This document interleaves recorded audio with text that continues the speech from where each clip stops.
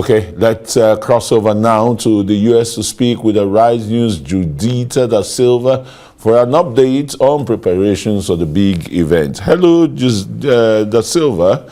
It is evening here in Nigeria. Tell us about the Golden Globes, which is seen as the first, major awards in the year. Tell us, this season, why does it really have such prestige, or why is it so prestigious? See, when you look at the entire map of it's almost like running a marathon for all of these stars. So for all the beautiful outfits, the glamour and the glitz, it's like a presidential campaign, and there's several stops on the tour towards getting that final Oscar, which is their White House, their presidency. So when you look at there are lots of smaller award ceremonies, for instance, and also considered important, like the Palm Springs Film Festival Awards Gala that took place this week. But the Golden Globes is important because it's seen as the body of people that votes for the Golden Globes. If you win there, based on the timing and scheduling, you are basically thrust into the spotlight of people's consciousness. So for the BAFTAs, for the Oscars, they're going to go, oh, if they manage to get enough votes from the voting body at the Golden Globes, that's something special about that film. I need to go and see it before I put in my vote at the BAFTAs, before I put in my vote at the Oscars. So the Golden Globes is seen as the biggest platform, the brightest spotlight to showcase that I am one to consider, I am a contender. So by the time the voting body starts kicking into high gear for the Oscars, they remember you from the Globes. That's why everyone wants to do well here, because it puts you in a very good competitive position going forward. Yeah, the Golden Globes really, with your analysis, set apart from the Oscars and BAFTA and the rest. Yeah, but tell us, the Globes are voted for by film and TV journalists from all over the world. Does that give you the unique perspective as well?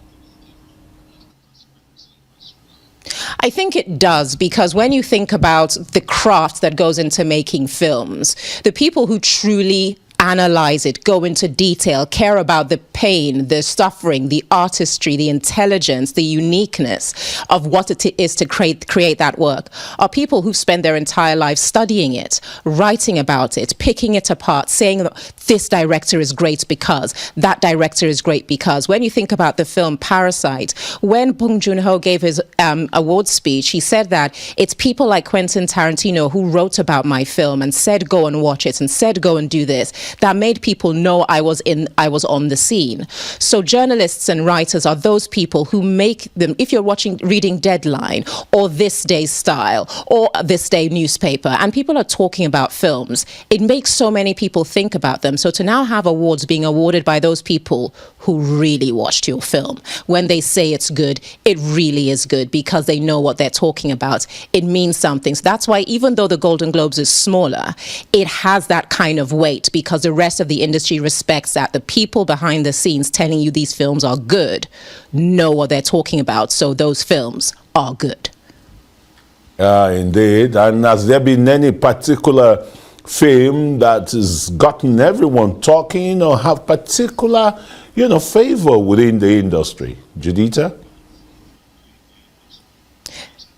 There's always some that bubble, like I call them the dark horses and the underdogs. And I've talked about it a lot. It's a film called Past Lives by Celine Song. It's a South Korean American film about this, a love lost from childhood that is revisited later on in life. Small indie film, A24 Studios, but so many people are really reacting positively to this film. So it's the one I would say watch out for. So while everyone will be talking about Barbie and Oppenheimer and Poor Things and Killers of the Flower Moon, Celine Song and the little engine that is Past Lives might just walk away with some important awards tomorrow.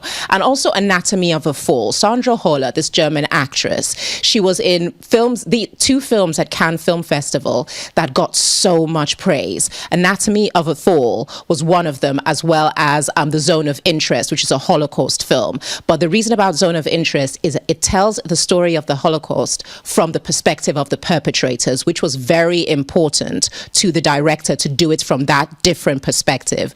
These are all films that they're not making a lot of noise, but inside the industry, people are talking about it. I mean, a lot of creativity going into film making and production. But it looks like Hollywood's A-list will be out in full force tomorrow. So which stars are likely to cause the biggest stir on the red carpet? Judita? Oh, gosh. Listen, if Taylor Swift or Billie Eilish will show up, she gets a stir because she has a different level of fame. Her fan base is insanely loyal to her. And she just has this thing where people, even if you don't understand her, there's a respect you have for her because there's a unique space she stands in and stands in with such confidence. You've got to say credit to that young lady. But if Taylor Swift, because a new award was introduced, which was box office achievement, and Taylor Swift's Eras Tour film, which was seen as one of the saviors of the cinema during the times of the strikes, if she should show up, and if she should show up with her new boyfriend, Travis Kelce, Armageddon might hit the Golden Globes, and you'll probably just hear that all the power, there was a power surge, we lost power to the Arise cameras, Howard's collapsed on the carpet, I've collapsed on the carpet, Naveed and Invita have gone missing because they're trying to get autographs from Taylor Swift. Things will shift and things will change if Taylor shows up. Yeah, it's really going to be a big show tomorrow, and Judita Da Silva, Arise Entertainment correspondent in Los Angeles. Thank you very much, and we'll keep bringing us the best of the show when it unfolds fully tomorrow.